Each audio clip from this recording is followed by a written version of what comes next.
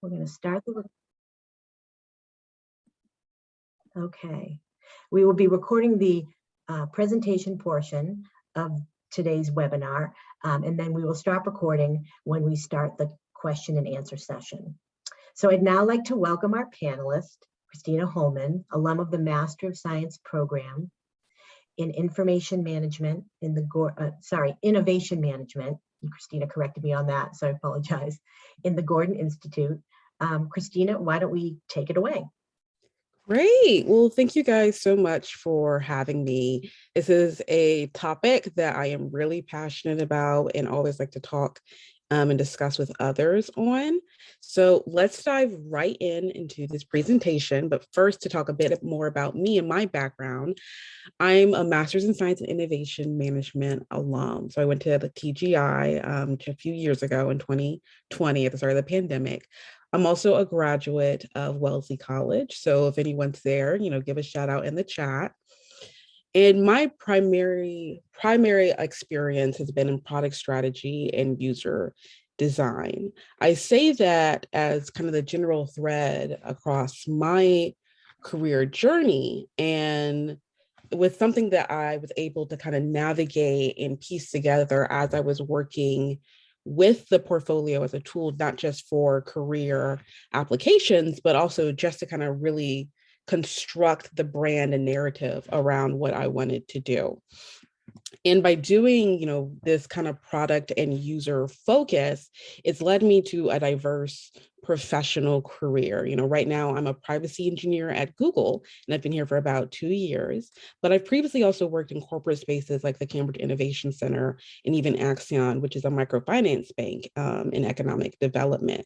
So a lot of different industries and spaces, but the portfolio was a way for me to really craft my narrative and my story, particularly if you're in traditional spaces where design may not be the trendy topic.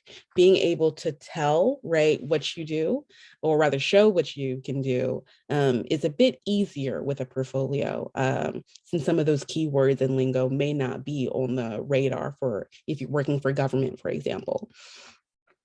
And as I'm talking a bit more about my experience, the main thing that I want to kind of convince you guys today is the fact that portfolios are for everyone. I truly do believe that no matter the industry, no matter the role, that you should have a portfolio. Even if you are someone who's a little bit more senior professional and not just a student or young professional, portfolios are increasingly a selling point and a unique advantage point in the career spaces. And today, so our agenda is going to go over these 4 pillars of that. Portfolios are for everyone. Portfolios are accessible, portfolios are strategic, and then they're also meant to be conversational. We're going to go through the why, the where, the what, and the how. So if you guys have questions, as I'm going through, please make sure to put that in the Q&A tool, and we'll kind of go through those at the end. If there are questions that you see that really spark your interest, make sure to upvote them so we can see what's popular with everyone, okay? So why you need a portfolio. So I said this earlier, portfolios are about showing and then telling. A lot of times the tools we use, whether it's the resume or the application, are really telling hiring managers and recruiters what you can do. Portfolios kind of give that more confidence. It's showing all your skills and all your experiences, right? History is the best indicator of future behavior. And so if you have a portfolio where you can display, I've worked in these type of industries before, or I've worked in this type of role before, and look how familiar I am with these methods and tools, it's going to give you a vote of confidence with interviewers and hiring managers. Additionally, portfolios give teams what they're actually looking for. If you're in the tech space like I am, or hoping to enter a tech space, you know that most challengers are team and project based. You are working a lot with other people, and you're oftentimes working with finite project goals or OKRs, right, between quarters or even half years. And so portfolios, again, display what type of worker you are. Would you be a good company match or team match? If you're hoping to go for these really large, big tech companies like Google or Amazon or Microsoft, you probably know that those interview processes are really long. They can go for months. And the reason why they're so rigorous, right, is that they're really paying for you. You are the investment. The way that you think, the way that you work is important to them. So they will spend a lot more time making sure that they don't get a bad hire or a bad match instead of getting necessarily a good one. It doesn't cost as much to miss a good brain trust per se for those companies. So portfolios are a way to kind of whittle through the plethora of applications they receive and interviews that they're going through to show I match this company, right? I match this team. See how, I work and I think you want to invest in me. And then lastly, portfolios are a way for you to remember your stories, which is really important. Portfolios are a way to collect and archive all the experiences you've had. When you're going through interviews or applications or even networking, those company value questions are going to come up. And storytelling, isn't just for the products and services you've worked on, but also about you, right? If you've had questions about, tell me a time where you've had to have a difficult conversation, then you can bring up, right, your portfolio or talk about, like, this is the experience I've had with, a complex team, or where I had to work out in the field, or where I had to work with stakeholders, right? This is a time where I had to think outside the box, right? It's again, that showing who you are, your stories, and making sure that all of those organic details are being collected in real time so you don't forget them later when people ask those questions. So that's why I believe that everyone needs a portfolio. Those are so, so helpful, not just on the career and job side, but also for you, so you can understand your personal branding and narrative. And then portfolios are also an asset no matter the industry. Some people may see portfolios as just a UX or design thing, but what we're finding is an increasing trend in traditional spaces, whether it's corporate or government or largely more mechanical or even automated engineering. These interviews want to see the work you're doing. If you're interested even going into case consulting, you're starting to see a lot more portfolios as a way to highlight past case experience, not just on the case interview, but to display, look at all of this other work I've done with case studies.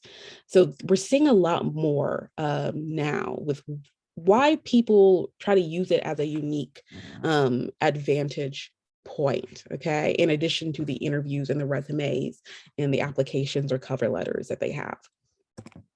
And no matter where you are when it comes to online and social media personas, right? The rise of social media and influencer culture has kind of made it more of an expectation that you are familiar with web platforms.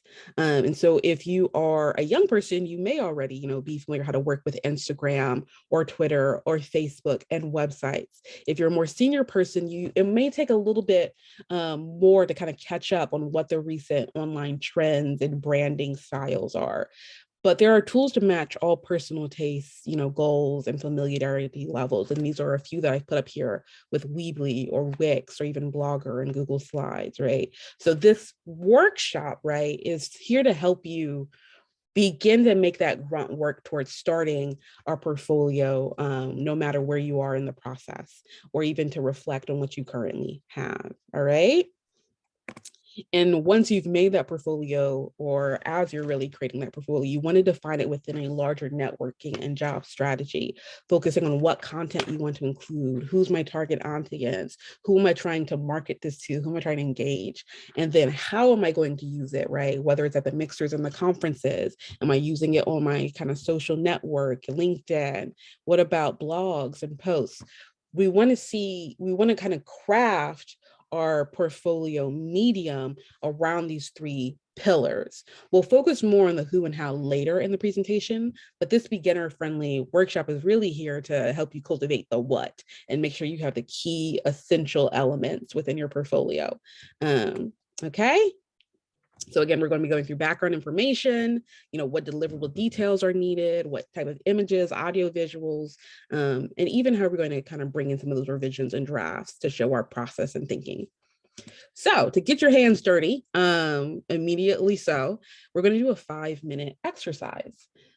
And you have two tracks here, right? If you are, want to get familiar with website builders or you want to view, what might be a better website builder for you now, I'm going to ask that you go research, right? These go, take notes, grab a pen and paper, get out a Google Doc, whatever it is, to figure out what platform would work best for you. What is the cost? What's my budget? Do I like the templates? Do I like the format and structure there? Will I be able to use this platform with the skills I have? Like some are more coding intensive, some are just drag and drop.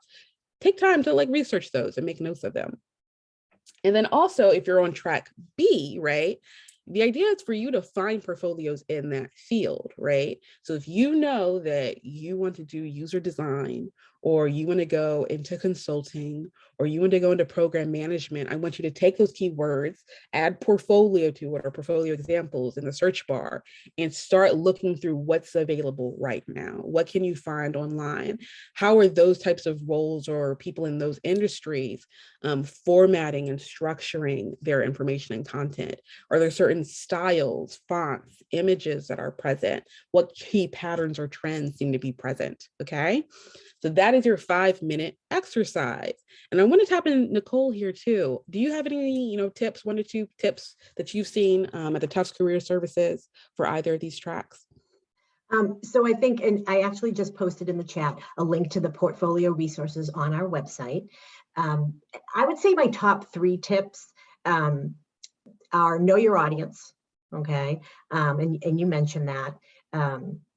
Seek feedback, and you might talk about that later, but this is not something that you do alone and then you sort of launch it. I mean, it's something you're always going to continually look at and be wanting to change, but you want to get a critique. You want to talk to people in the field. You want to ask as many people that you can, as you can, what do you think of my portfolio, particularly people in your field, because portfolios are different, from field to field. And I think finally it is about staying current. So Christina and I were talking about who's on the webinar today. Do we have people who are, early in their careers? Do we have people that are mid to, to even senior level, who maybe are revising a portfolio they've had for years, or career changers who for the first time are trying to jump into a field where they're going from conventional resume to portfolio. So I think, again, staying current is important. I liked what you said about think about what the portfolio talks about, the type of worker that you are. And finally, I'll say, just for another tip, is that the portfolio is meant to show things that your resume doesn't show, that your LinkedIn profile doesn't show, that maybe your cover letter can't get into. So think about your portfolio, as this additional tool in your job search, but also, in your career exploration. So hopefully people are doing that research as I'm talking and filling airtime. The timer one. Yeah. Yeah, I like that. And so as you're looking at, if you're on track B, portfolios in your field, see those key trends on how people talk about their specialties. People talk about their hobbies or their interests. How do they cultivate some sort of story, brand, image around themselves that shows people this is the type of worker I am. This is the type of person, I'm in. These are my interests. These are my competencies, right? So take note of that. And I put a timer again on the clock, so you have 5 minutes. I'm going to let you guys do that work. If you guys have any pressing questions that I've said so far, make sure to put those in the Q&A. And if you want, you can put a few in the chat and I'll see if I can scroll through them. Okay.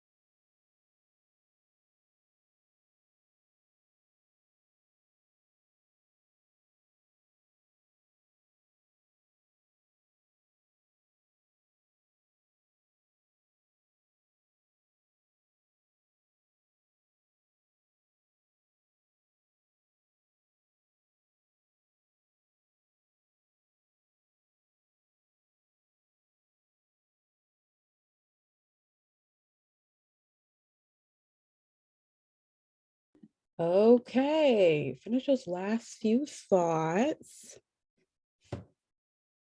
All right. Can everyone post in the chat okay to let me know that you guys are back and that we can move forward? Okay, or a thumbs up or something.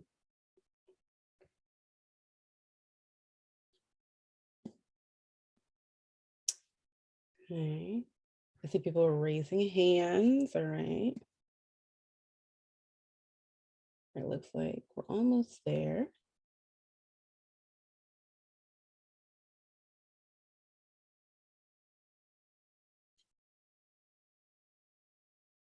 Okay, looks like we got a few folks. Wait on any other people? All right, I think we're good. Okay, so if you've wrapped up those last few thoughts, we'll go ahead and move forward. Now, if you didn't do one of the tracks, you can always go back and do it later after the session. In fact, I encourage you to. So if you did track A this time, afterwards do track B once the kind of webinar is over. But now that you've kind of got your appetite wet and you've started to do some of that grunt work, I want us to hop into that what, okay, that we talked about. What do we include in this portfolio? What is the core content? What are the key elements? Now, this is geared largely towards tech and corporate spaces, but I do want to make a note on those who are in visual art or in going towards academic programs, right? Portfolios, again, used there. Oftentimes, though, those programs or those visual art positions will have clear outlines or prompts for what you should include. So be sure to look at the specific requirements from that target job or that target department or academic program to see what exactly they want in your portfolio. And they may say, we want, an example of this type of work, or you need to have this many pieces of artifacts or drafts. Make note of that if you're in visual art or looking at going into academic programs, okay? Now, what are the key elements of a good portfolio, right? There are 6 sections you should have, right? Whether this is a presentation portfolio, an online portfolio, if you're coming in here with like a physical portfolio, I'm thinking about people who are in visual art or fashion, right?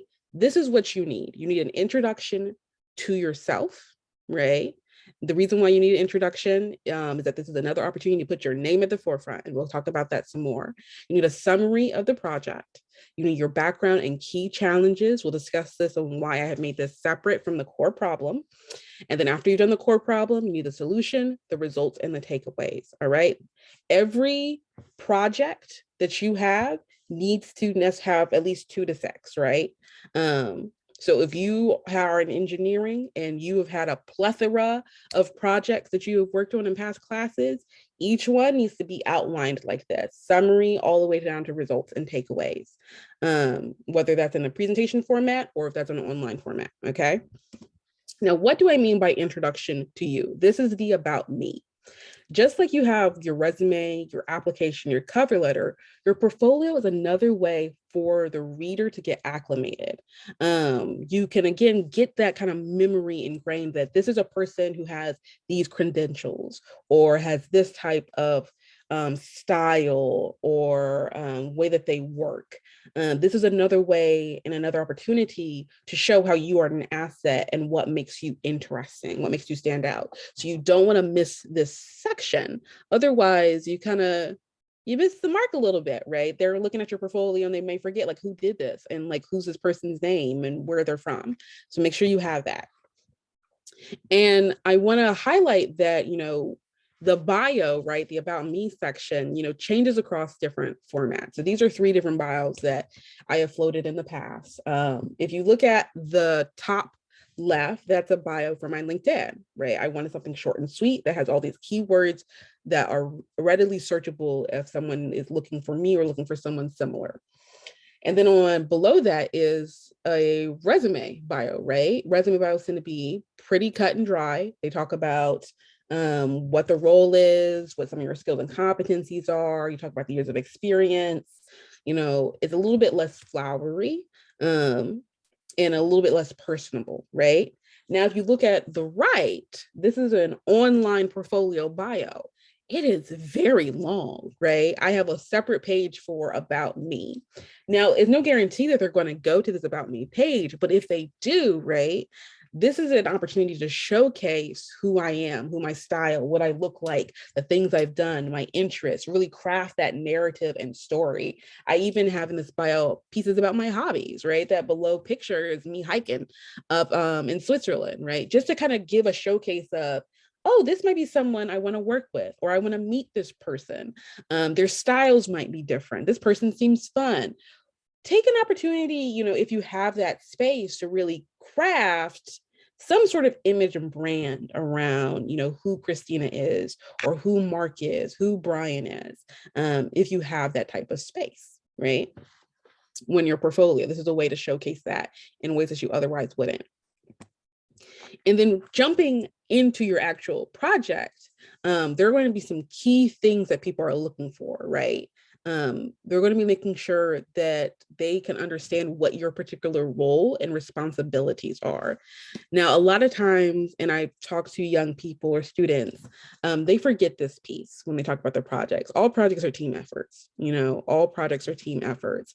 But when you're doing a portfolio, when you're going for a job position, people are looking specifically on what you did. And how long you were there. What was your contribution to this project? You can't take, you can't take credit for everybody's work. You need to showcase what exactly, you put into this project and what the influence was. And then after you've kind of highlighted those pieces, you want to put 2 to 3 sentences real brief about, what this project is, why is it different, why is it special, and who's the target audience, right? This is a way to orient people so they know where you're coming from. And then at the end, you can put, no more than 4 bullets to highlight the accomplishments and the end results of this project.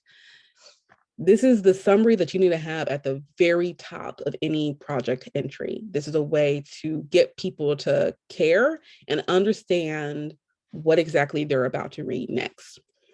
This is one example of a portfolio presentation I had. Now, I'll show you, compare it against another one. Foodies was a project I did at Tufts. I did it for the Tufts 100K.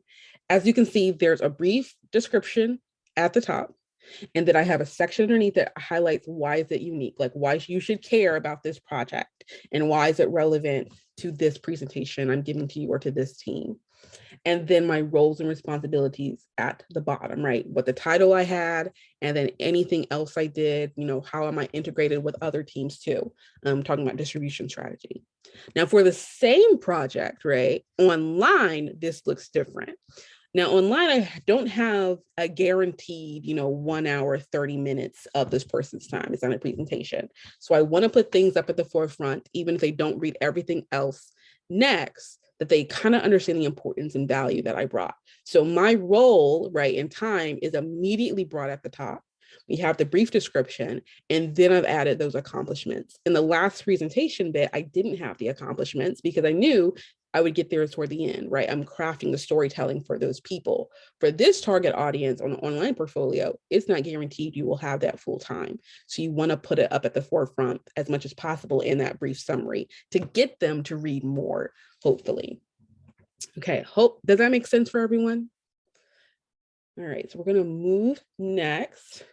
After you've done this summary and you've caught the reader's attention and you oriented them and highlighted your particular, impact, you want to start setting up the story for your project. All right. Why is this a problem to care about? All right. Why did you do this project? Why does it matter? Is important. If you are applying for a specific field or a specific job, this might be a great space, right, for you to think about what projects do I want to highlight for this audience. If you're working in economic development, maybe you should use projects that really talk about social impact, that talk about user impact, that talk about great world problems, right? And what that might mean, what this project might mean for those problems, right? And then as you're outlining the background, you need to talk about what were the pain points, right? What were the pieces that you encountered that made you say, hey, there's a problem here? Hey, people are upset or they're unsatisfied, what the current solution is. And then you want to talk about what the project goal problem is. And we'll talk a bit more about that in this example I show you next. The project problem is the same thing as the design problem. Project problems seem to be a bit more business minded, management minded. It's not necessarily about the users or what the design requirements are. And you need to make a distinction between that in your project background of these are my project goals and then these are the design goals.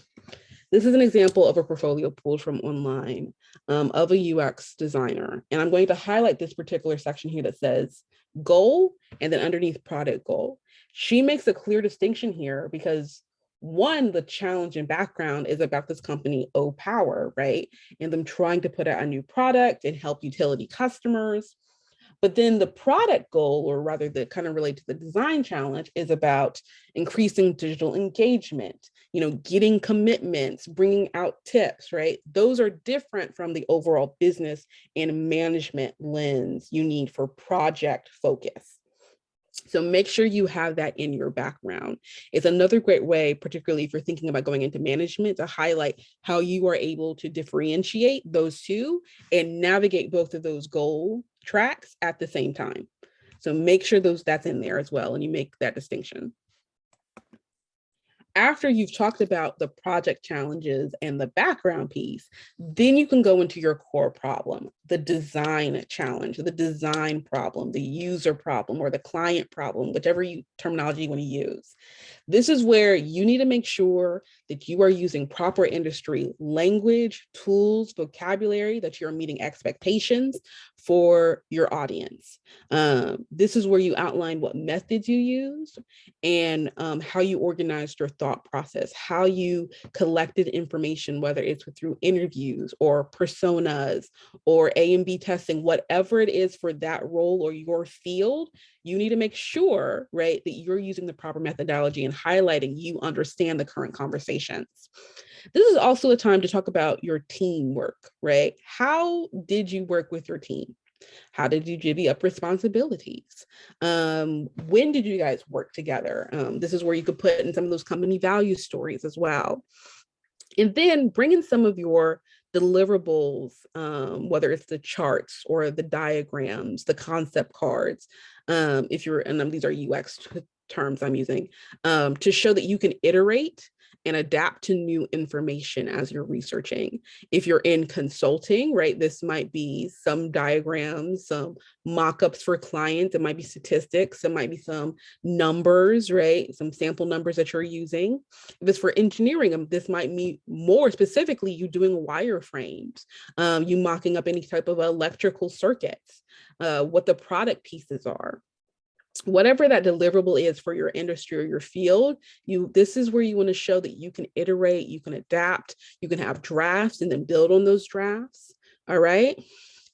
And an example of this is from a slide that I did for a portfolio presentation, where it was specifically targeted towards UI designers. And in UI design, one of the methodologies or approaches are used is called this double diamond.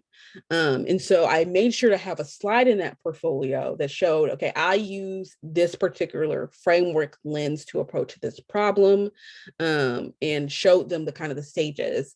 Immediately, as soon as I showed this slide, it was recognized and affirmed, like, oh yeah, we understand this.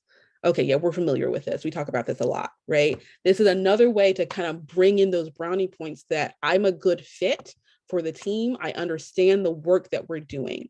All right, so it's important to outline your approaches, outline your methodology, show how you think, show the thought process, the creative power that you have, and why it would be a value add to this team. So it's important to always have a slide or a piece in there that talks about it. And then after you've discussed the core problem, we tap into core solution. Again, another time to bring in those industry tools and expectations, but even more so to highlight your specialties, highlight the competencies, highlight how you can go above and beyond industry expectations, show how you can make quality deliverables, right? That you can build on those drafts and take something from end to end. How do you fit with other teams and roles? So we talked before about how did you work with your teammates? Well, this is a time to talk about, did you do other cross-functional work? Did you bring in external resources or advisors and integrate it with like a larger vision or a larger business or company objective? And how did you validate that? How did you test it? How did you bring it back, right, to those project goals, those business needs? An idea of where this might fit in terms of deliverables, this was for a this is a UX portfolio of a project that I did at Tufts.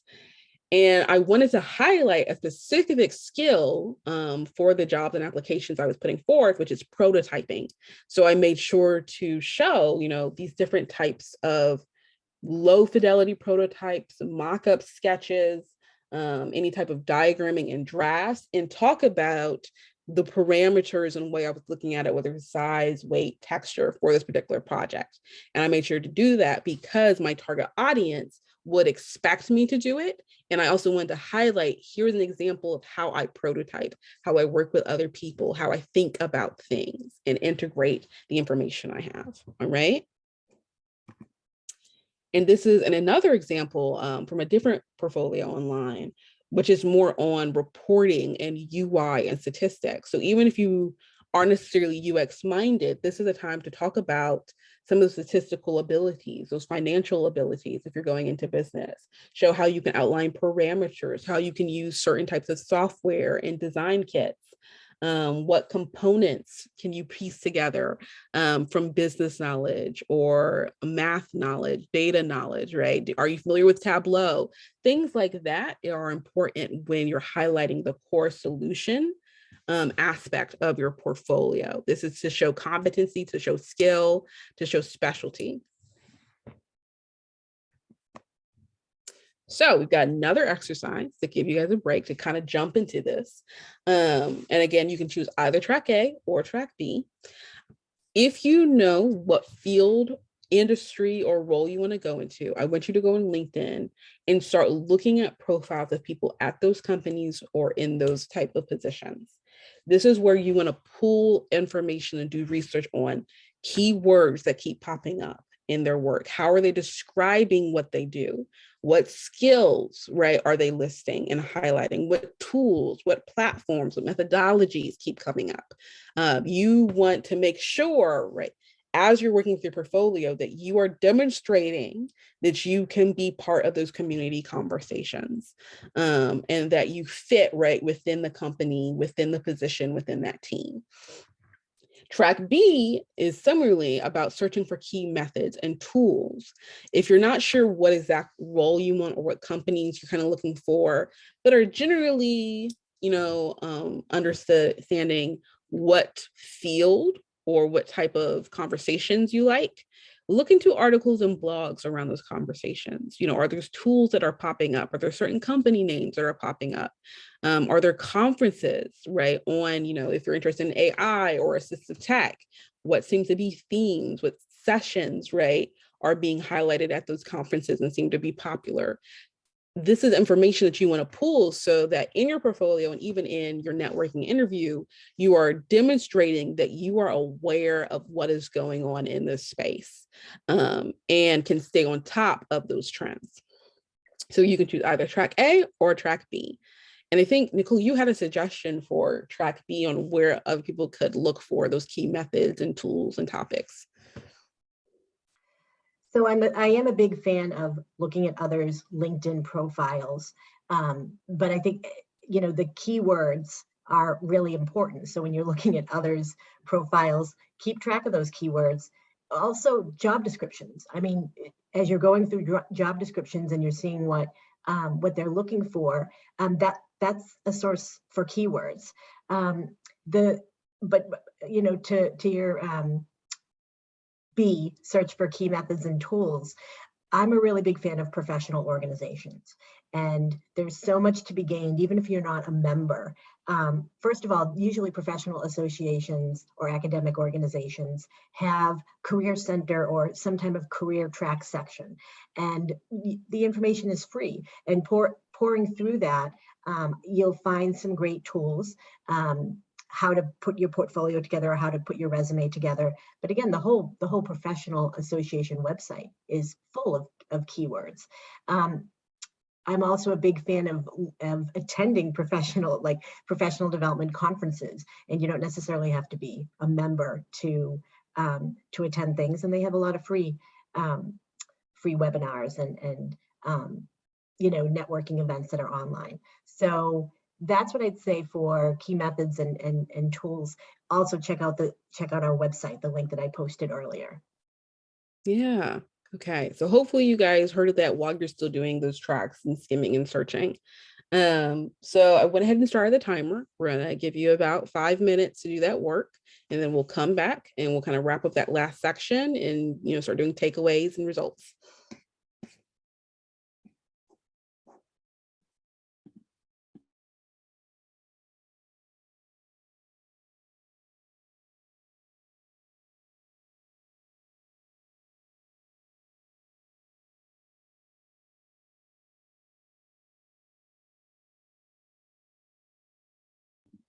Oh, and I also want to add, if anyone has any pressing questions on the content that I've already presented on, feel free to put those questions in the Q&A again.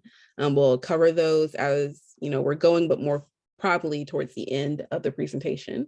You can also put those in the chat. The chat is now enabled, and I will see what I can answer.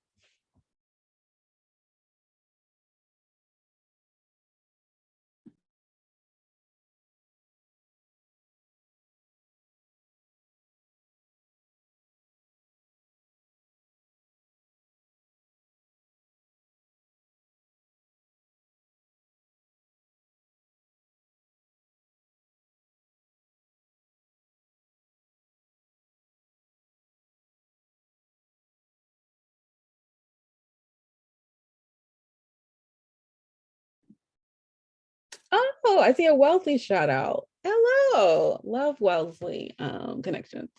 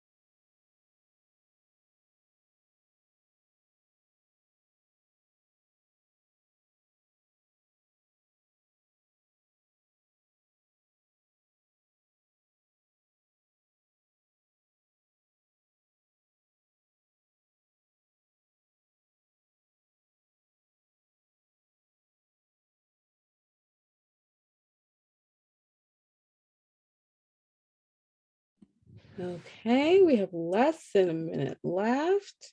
So take those last few bits and notes.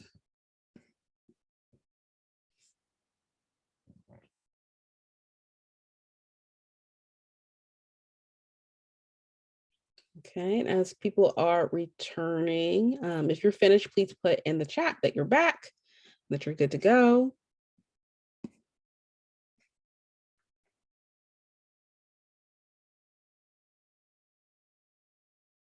Okay, good. I'm seeing some back, some good to goes.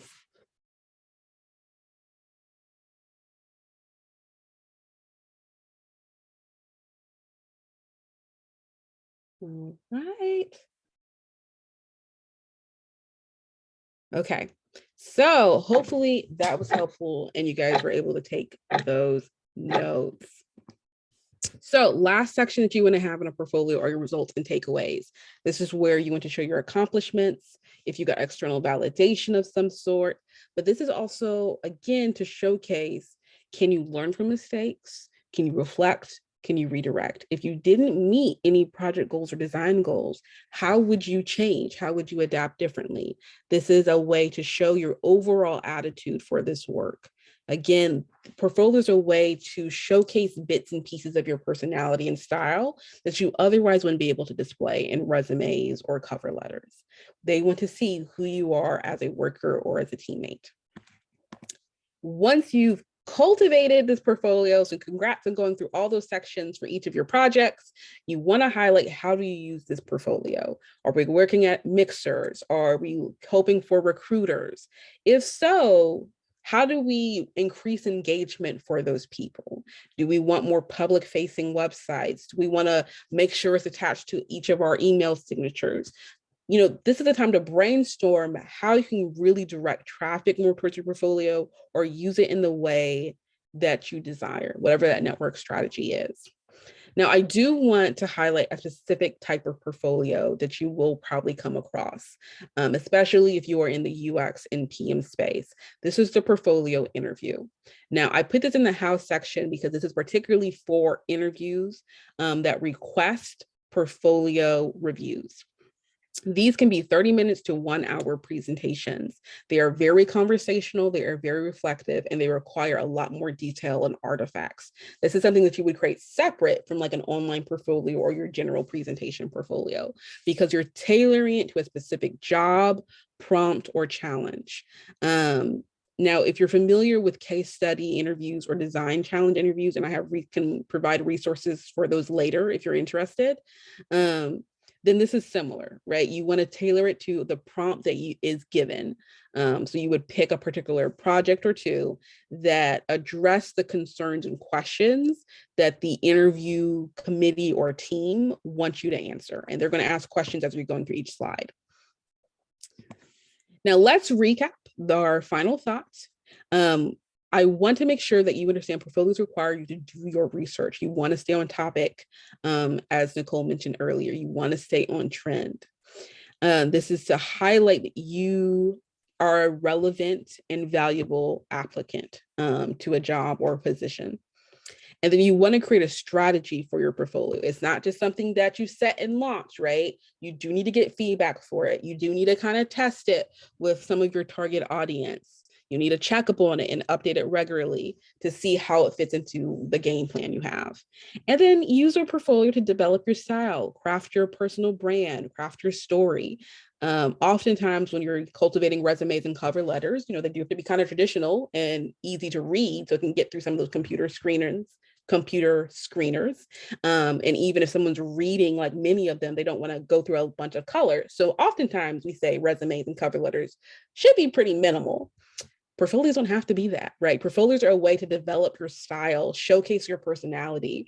If you're someone who wants to work in a certain type of company culture that might be more playful, use the portfolio to show how you can be more playful, how you can be more creative and thinking out the box.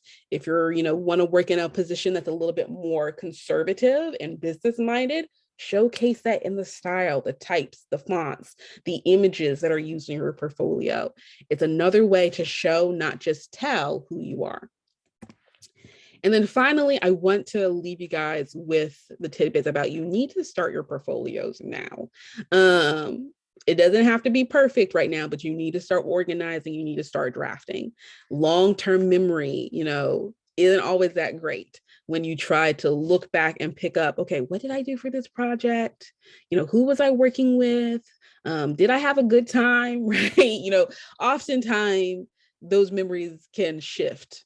So you want to capture organic details in real time, those personal comments and stories that you might get as you're interviewing or doing research, so that you can then use them in your interviews and pitches, and you won't have to strain later. And then also, if you are able to take the time to start now, it gives an opportunity for better and more flexible communication. If you start the portfolio right as you're applying for jobs or right before you have to submit an application for an interview, you don't have as much time and space to really look at your content, look at, what you're presenting and this kind of portfolio deliverable, and see, do I like the way that it's organized? Do I want to switch things around? Do I want to add this? Do I want to subtract? And so if you're able to take time to really think about how you want to draft content, it's easier to update resumes, portfolios, and any interview kind of practices and stories later on, and kind of create a core template or system for yourself. All right, so finally, that's the end of the presentation. I hope this was really helpful. No matter where you are in the portfolio making journey, we're going to take questions soon. So please put those in the Q&A box, and we'll start running through those. This is an Ask Me Anything session. So anything from portfolios to my experience, to kind of past job work, you can ask those. And we'll stop the recording now too soon.